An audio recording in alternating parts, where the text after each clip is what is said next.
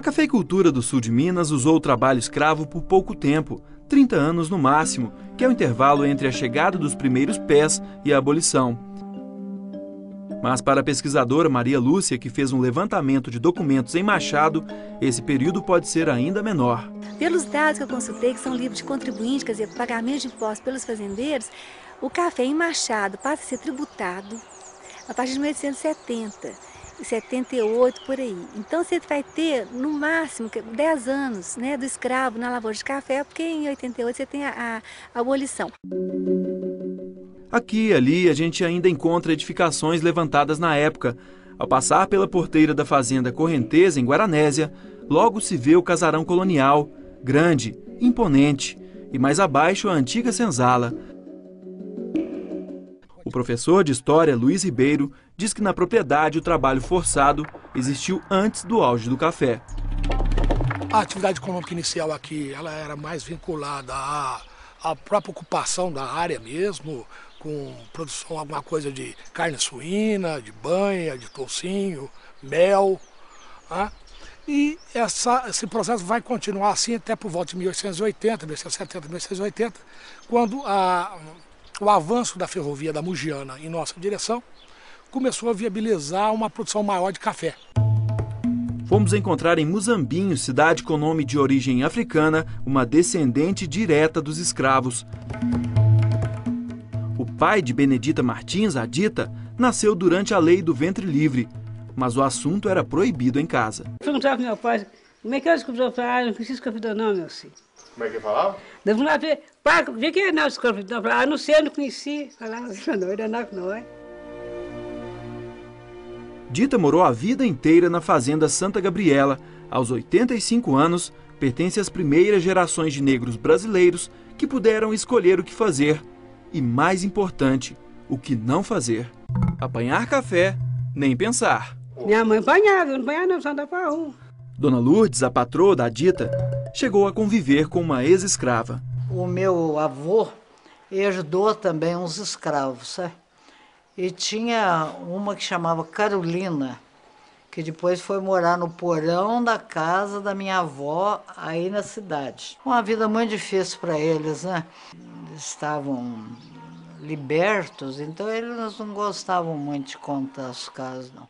A escravidão acabou. O Brasil se abriu para a prática do trabalho remunerado nas lavouras de café. E vieram os imigrantes.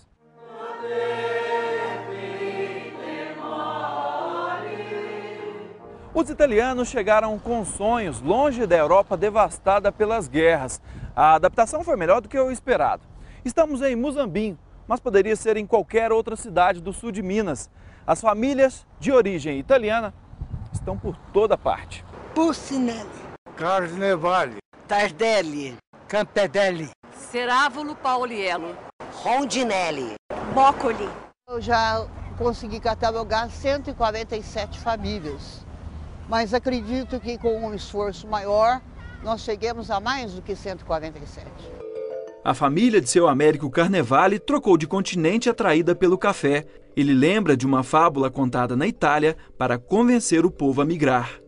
O único trabalho que tem é balançar a árvore para ver cadê o dinheiro. Foi com essa mentalidade que ficaram animados, né? Chama a gratidão para não ter muito de café, que é bem pior. Qual é que eu estou até agora?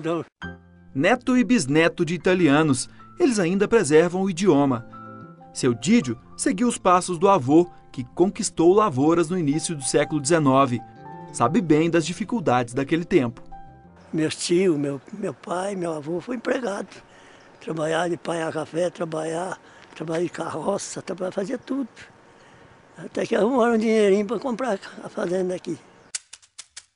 Italianos, negros, portugueses, brasileiros, a cafeicultura fincou raízes na região e permitiu a ascensão social de muita gente.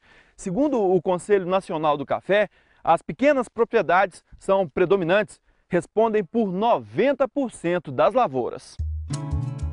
Ivan é um exemplo. De apanhador, virou gerente de uma grande fazenda e dono de alguns milhares de pés de café. Eu enxerguei uma porta ali que seria bom para mim mexer com café, que não precisaria sair da minha região e nem abandonar minha família.